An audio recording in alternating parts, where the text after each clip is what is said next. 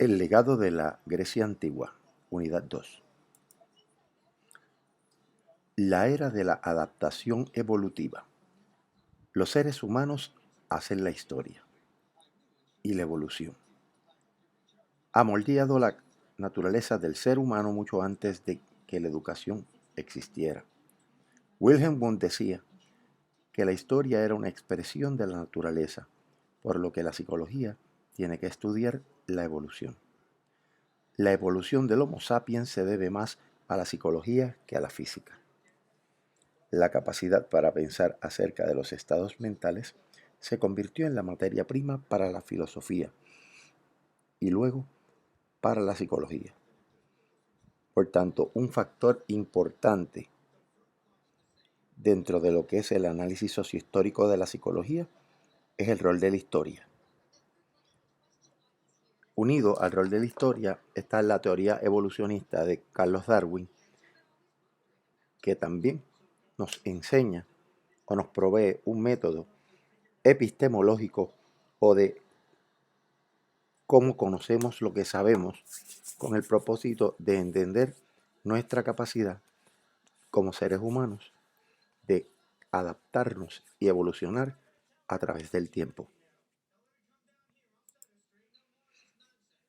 El estudio del pasado es un país diferente. ¿Qué significa esto? Muchas veces estudiar el pasado es impreciso, ya que en la cotidianidad de los pueblos se pierde la información y su historia por las pobres tradiciones escritas y la tergiversación de la historia oral. Los escritores premodernos no siempre escribían para develar sus ideas. Otros escribían de manera esotérica, para engañar y no para compartir sus creencias con todo el mundo. Esta tendencia de no querer escribir y de basarse solamente en la historia oral trajo consecuencias adversas en el análisis de la historia, porque independientemente, si no se plasma de forma escrita la historia, se deja a la interpretación subjetiva de cada uno de los protagonistas de la verbalización de la historia. Así que eso es uno de los problemas que enfrentamos cuando vayamos a estudiar las interpretaciones que se hacen de la historia de la filosofía y desde luego también de la historia de la psicología, desde sus inicios y luego de haber buscado adquirir una posición en la ciencia muy similar a la de las ciencias naturales y biológicas. Continuando, Sócrates negaba de la escritura, ya que creía que el conocimiento se lograba a través de el diálogo. Platón escribió, alumno de Sócrates, pero también creía que el verdadero conocimiento se obtenía a través de la discusión grupal. Por tanto, tampoco los textos que redactó Platón fueron unos que nos permitieron entender qué pasaba realmente en aquel momento histórico. También Platón y otros pensadores entendían que solo unos pocos eran capaces de comprender la verdad del mundo y de la naturaleza y de cómo las sociedades tenían que organizarse. Esta posición por parte de Platón deja de entredicho de que en aquel momento histórico solamente unas personas eran los llamados a contribuir en el desarrollo de conocimiento y la búsqueda de la verdad, mientras que había otros que no estaban facultados para ello.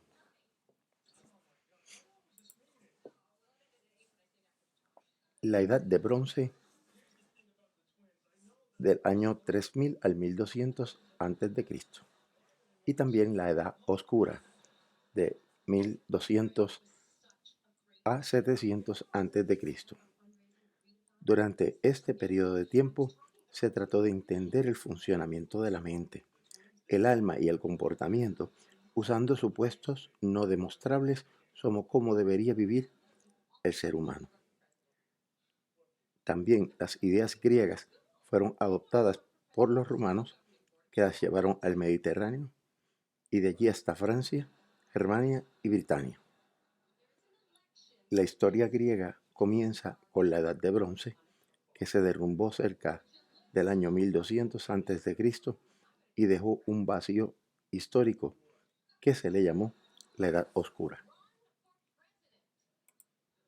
Continuando, los pocos documentos que existían databan del siglo IV y V.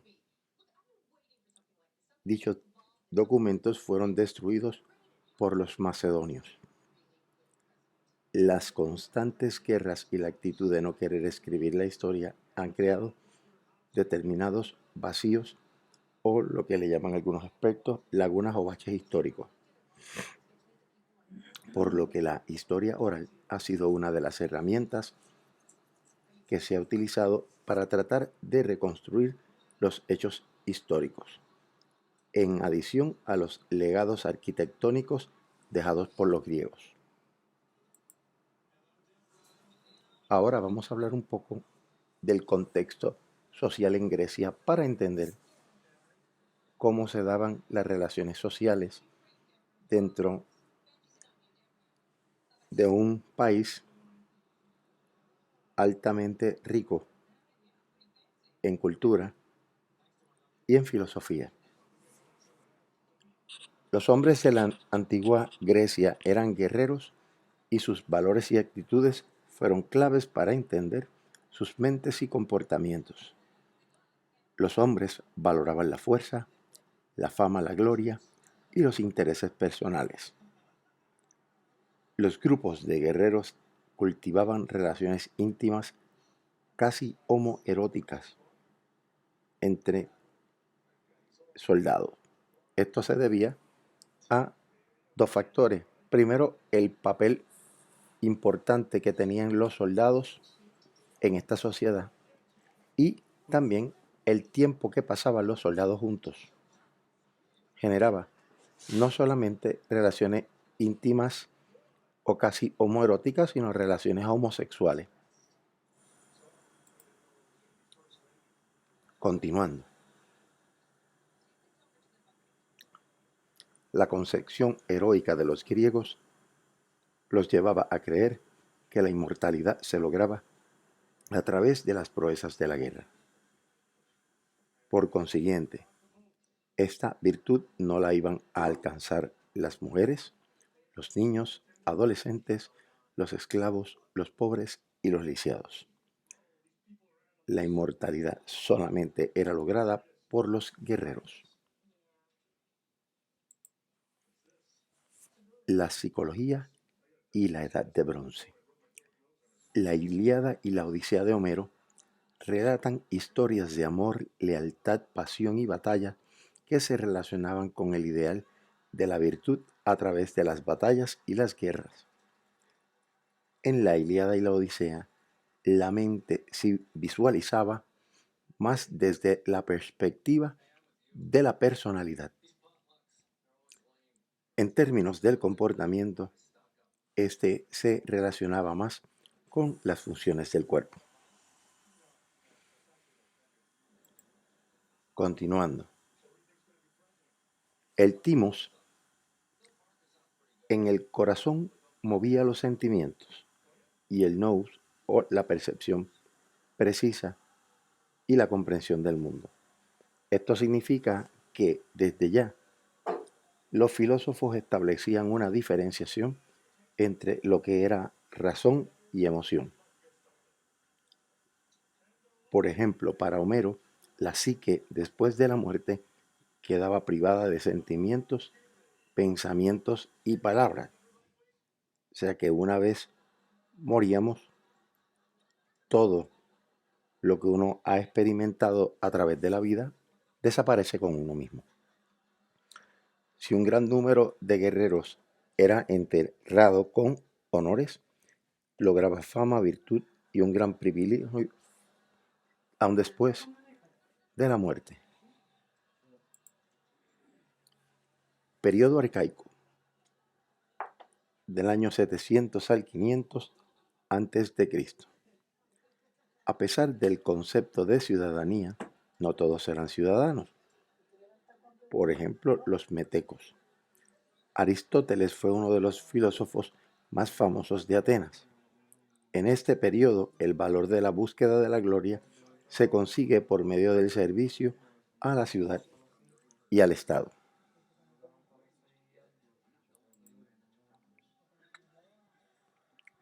El contexto social. El auge en la polis.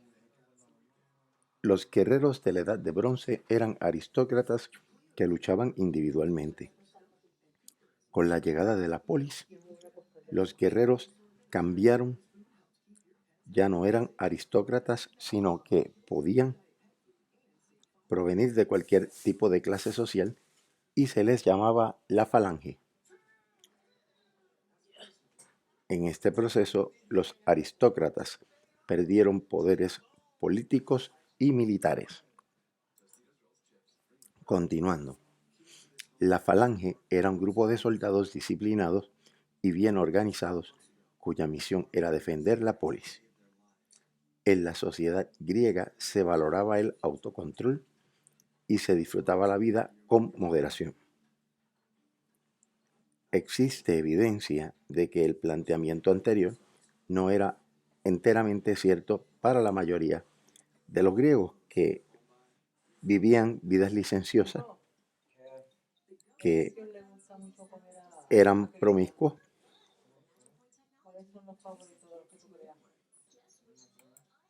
Los espartanos. Los espartanos eran entrenados para que generaran actitudes fuertes y varoniles. Eran soldados que entrenaban sumamente fuerte y eran bien austeros. A los niños que nacían con alguna deformidad se les dejaba morir, ya que no iban a poder ser espartanos.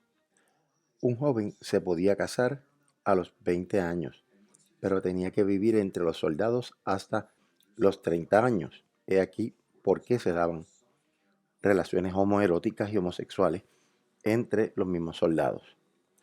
Platón se inspiró en los espartanos para escribir la República. El comienzo de la filosofía y la psicología. En la Grecia tradicional se pensaba que los sistemas de pensamientos tenían que ser cerrados. Tales de Mileto fue un filósofo que aportó a que las discusiones sobre la naturaleza fueran públicas, creando un sistema abierto. Gracias a eso también se forma la polis democrática. Aquí se proponía que el mundo estaba hecho de agua, abriendo el campo de estudio de la física. Continuando, Anaximandro propuso que el elemento clave para la vida era el apeirón, que no era un elemento reconocible, pero que tomaba diversas formas.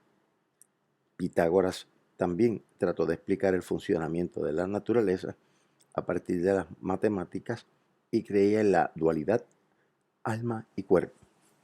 Parménides también postulaba los conceptos del ser y el devenir, lo que yo soy como individuo y lo que yo quiero ser como persona. Heráclito también fue un gran defensor del concepto de devenir, un optimista hacia el futuro.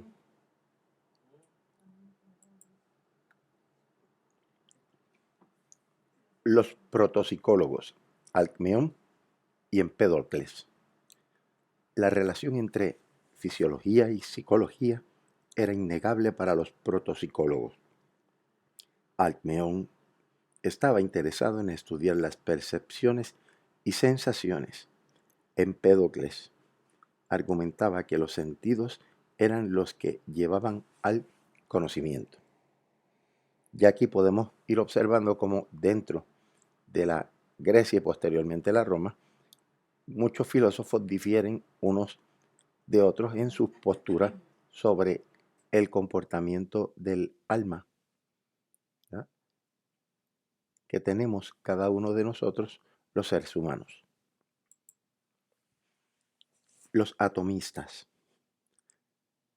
Leucipo y Demócrito se hicieron preguntas sobre el conocimiento humano, la moralidad y la felicidad. Son los primeros que establecen el concepto de la estructura del átomo. Demócrito defendía el hedonismo, o sea, la búsqueda del placer y la evitación del dolor. Periodo clásico, 500 a 323 a.C. Las guerras internas entre los griegos afectaron mucho su sociedad. Fue un periodo en que imperó la democracia radical. Se desarrollaron los sofistas como expertos en la retórica. Protágoras también se preocupó por la relación entre el ser humano y el entorno desde la metafísica. Platón amplió los planteamientos morales de Sócrates, su maestro. Este cree en la búsqueda de la justicia tanto en el nivel del Estado como del individuo. Se preocupó por cómo se genera el conocimiento y cómo éste es justificado. Planteaba que una creencia es verdadera si surge en todo lugar y en todo momento. Continuando, el conocimiento tiene que ser justificado racionalmente. Al estudiar matemáticas, afirmó que el orden de la naturaleza podía ser descubierto por medio de las ecuaciones matemáticas. Metáfora de la línea de Platón. En este cuadrante tenemos 4 sistemas de categoría: los objetos o estados de la mente, junto con el mundo inteligible y el mundo de la apariencia. Cuando, según Platón, relacionábamos los objetos con el mundo inteligible, el bien, las ideas, los objetos matemáticos eran parte de esto. Cuando, por otro lado, también los estados de la mente se vinculaban con el mundo inteligible, existía la inteligencia, el conocimiento y el pensamiento. Por otro lado, cuando hablábamos de objetos en el mundo de las apariencias, los objetos visibles eran algunos de los criterios y las imágenes. Y también cuando hablábamos de los estados de la mente en el mundo de las apariencias, las creencias y la imaginación toman un lugar importante. La motivación, según Platón, se visualizaba desde lo racional, lo irascible o objetivo y lo apetitivo, ¿verdad?, como las sensaciones. Aristóteles siempre le preocupó la ciencia empírica para descubrir lo natural. Este estableció la relación entre materia y forma. También estableció otra relación entre potencia y acto. Estructura del alma humana sensitiva y racional de acuerdo a Aristóteles. Aquí tenemos nuestros sentidos: vista, oído, tacto, gusto y olfato, que se conectan con el sentido común, que también tiene